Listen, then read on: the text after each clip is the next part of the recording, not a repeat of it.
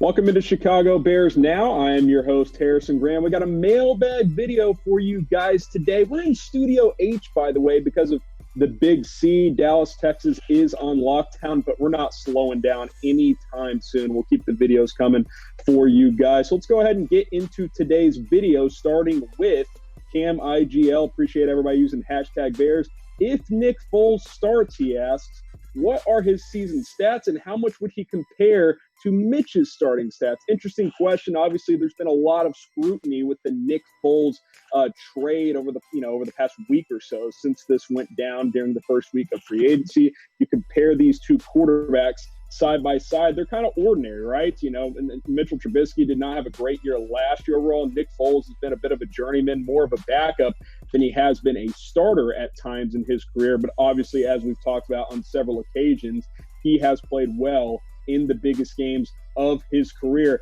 I will say this, I'm just going to take a shot in the dark here. If we get something like this from Nick Foles in 2020, can he be a 63.5% completion guy, 3,600 plus yards, 2-to-1 touchdown to interception ratio? If he takes care of the football, if he makes good decisions, I think that is all what the Bears are looking for, considering what they have on this defense. So I'm just taking a shot in the dark there, Cam, with those stats. If it's something like that or a little bit better, I think Bears fans should be very, very happy. Now, I did want to address this. No one asked me specifically about it, but this is kind of the topic of the day. The Carolina Panthers have released Cam Newton, and apparently they reached out to the Bears for a trade, but the Bears opted to trade for Nick Foles instead. So which would have been the better option for the Bears? If you think it's Cam Newton, type C. If you think it's Nick Foles, type F. Go ahead and let me know in the comments section. I will pin this comment on this video, so go ahead and scroll on down and answer this question. Better quarterback, Cam Newton or Nick Foles? Next up here, we got Mauricio de la Cruz asking, do you think Pace's plan is to address the offensive line in the draft?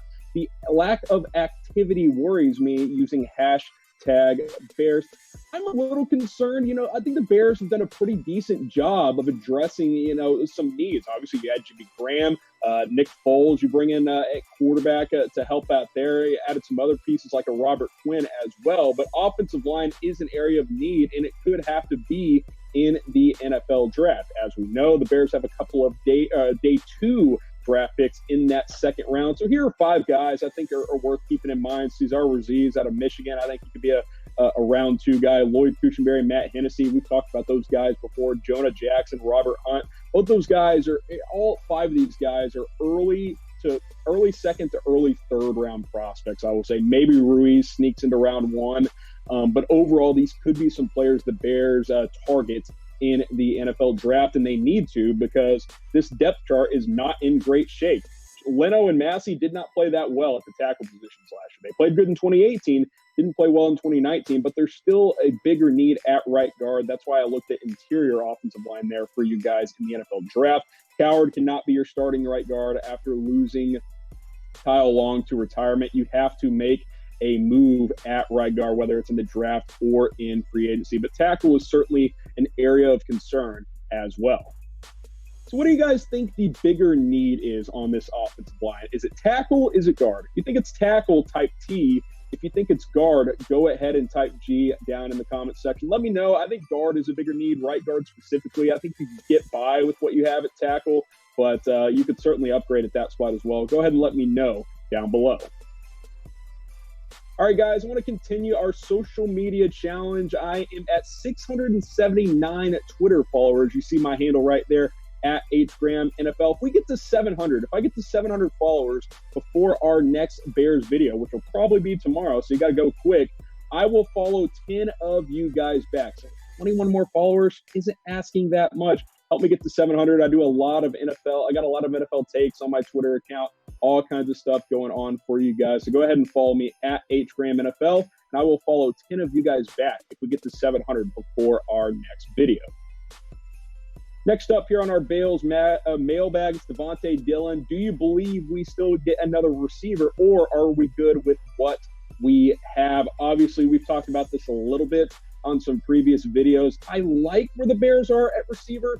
There's not a lot of premier speed on this offense. Yeah, Cohen running back, wide receiver, flex type of player. He can do some different things. Allen Robinson, more of a possession receiver. Anthony Miller has some speed, but I would like to have a true burner on this offense. And there's some guys in the draft, but in free agency, things are starting to thin out at the wide receivers position. I'm intrigued by Brashad Perriman. He's got some size and some speed. Paul Richardson's been banged up the past couple of years. You guys see Josh Gordon, Antonio Brown on your screen. Did the Bears really want to mess with one of those guys? I don't really think so. Obviously, if AB didn't have the mental issues going on, he would be awesome in this offense. Devin Funchess, not doing so much for me. Obviously, though, the draft looks a lot better. It's a deep wide receiver draft. There's speed everywhere. Jalen Reagor, Justin Jefferson, they both can burn. Brandon Ayuk, KJ Hamler, Denzel Mims tested really well. I think all these guys would upgrade the wide receiver position substantially and offer some speed. There's not really a ton of over-the-top options on this Bears offense. Who's taking the top off of defense right now? Not really anybody. I don't think Anthony Miller's doing that, in my opinion. Obviously, he has some potential with that speed, but I would look at one of these guys if the Bears want to draft a wide receiver in round 2. But what do you guys think?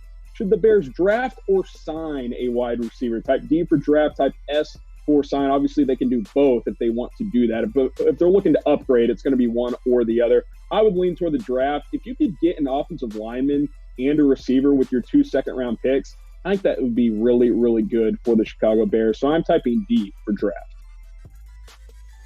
Next up here, we got Rax United asking another draft-related question. If Grant Delpit hits the bottom of the first, did the Bears trade up for him using #Bears?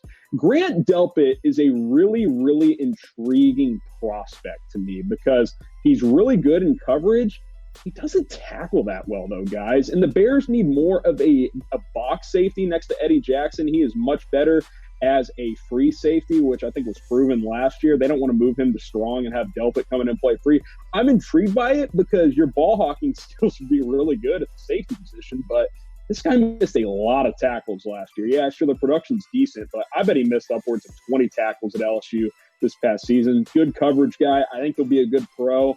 I don't know if the Bears, with what they need, though, can justify trading into round 1 for Grant Delpit when they don't have a lot of draft capital. It would have to be a player that substantially fills a major need. Like if one of those top offensive tackles slid to like the late 20s when they're supposed to go top 15, that might be worth it because the Bears need offensive line. I don't know if Grant Delpit is a big enough need. Like, yeah, you got to fill the hole left by Ha Ha Clinton-Dix. I don't think Deion Bush can be your starting strong safety, but there's just bigger needs. You still need a second cornerback, probably. There's going to be a competition there based on what the Bears have so far, bringing in Artie Burns. You got Tolliver and some other pieces. But overall, I can't justify trading up into the first round to try and draft Grant Delpit. But if I'm the Bears. Now, maybe another team can. Maybe they need a free safety. Bears don't really need one, though. They got Eddie Jackson. An average box safety would do just fine.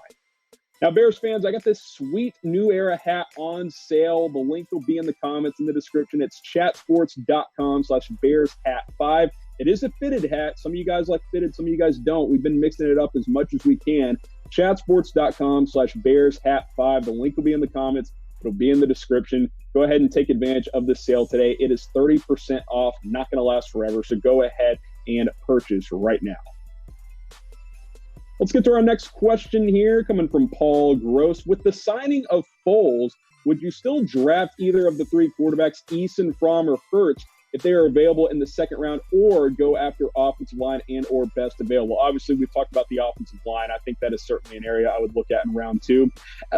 Comparing these 3 guys, I just don't – after trading for Nick Foles, I think Trubisky's still going to be on the roster. I don't think using one of your second-round picks on one of these quarterbacks makes a ton of sense. Drafting Anthony Gordon with one of your 5th-round picks, I like that idea more. Bringing a guy you can come in and develop. Trubisky may or may not be on the roster next season, so I like that route more. I don't think drafting a quarterback in round 2 makes a ton of sense, although I am intrigued by Jalen Hurts and Jacob Eason. You guys know me. I don't like Jake Fromm that much. But overall, I think you stick with Foles and Trubisky this year and focus on other areas. But the show's about you guys, so go ahead and answer. Should the Bears draft a quarterback in round 2? Type Y for yes, type N for no. I got to say no. I just think overall There's other areas, keep loading up on that defense, add a receiver, get offensive line help. Take a quarterback in the 5th or 6th round, Anthony Gordon, a Nate Stanley, a developmental player on day 3. I don't think you spend a premium pick on a quarterback if you are the Chicago Bears. Now, what you should do is subscribe to the channel. The Big C has hit Dallas, and we got to be working from home. We're in Studio H this week here on our Bears Only YouTube channel. You see the link down below, youtube.com/BearsNow. Videos, they're not slowing down. The Big C, it's not taking us down here at Chat Sports. So go ahead and subscribe. We'll have the latest rumors, news, draft coverage, all that stuff the next coming days, weeks, and months. You guys know the drill, youtube.com/BearsNow. So go ahead and get subscribed. Next question here from Brady Dowd. Are the Bears contenders this year? I assume he means with Nick Foles. I don't know if having Nick Foles would be the reason they become a contender. It's more of just, can whoever's playing quarterback not screw the whole thing up? Because I think Mitch screwed things up a little bit too much last year, and that's why they've made this trade to at least bring in competition, if not to replace Mitchell Trubisky. The Bears went 8-8 last year with god-awful quarterback play. They went 12-4 2 years ago with average quarterback play. If Nick Foles is above average, there's no reason why the Bears can't win this division with the elite defense. It's about upgrading from what Trubisky brought to the table last year, which were pedestrian numbers in the year 2019. Like 3,100 yards and 17 touchdowns, even while missing 3 games, isn't going to get it done. Can Nick Foles go for 3,600 plus and 25 touchdowns? If you get that, with this defense, with this run game ability, get some decent offensive line play, there's no reason why the Bears can't contend in 2020.